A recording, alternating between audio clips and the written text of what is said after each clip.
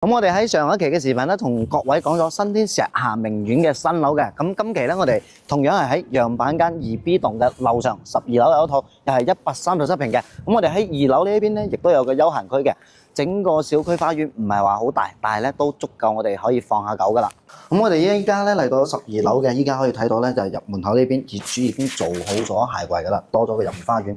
咁呢一套137平咧，佢總共做咗4房，業主係真係冇點樣住過。交樓落嚟之後咧，都係做晒所有嘅櫃啊、空調各方面之後，咁就冇入住過啦。電視都全部做好，包括呢啲電視嘅背景牆。咁佢一共係有2個陽台嘅雙陽台。咁我哋前面嗰度咧就係平安嘅中融中心，同埋咧有個大型嘅雙號嘅星河嘅 Coco。咁我哋南北通透雙陽台啊。咁翻過嚟呢邊，所有嘅餐邊櫃已經全部做好晒。呢邊坐8人嘅大腿都 OK 嘅。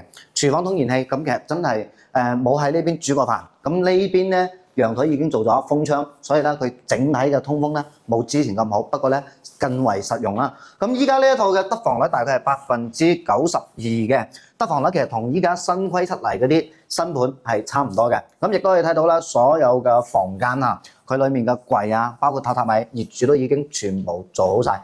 抌咗差唔多成30萬落嚟，但係唔知點解咧，反正業主就係依家唔打算繼續住啦，諗住賣咗佢。咁呢套房原價已經去到咗1300萬，差唔多係10萬蚊左右一平嘅。依家咧業主係蝕本賣先1100萬，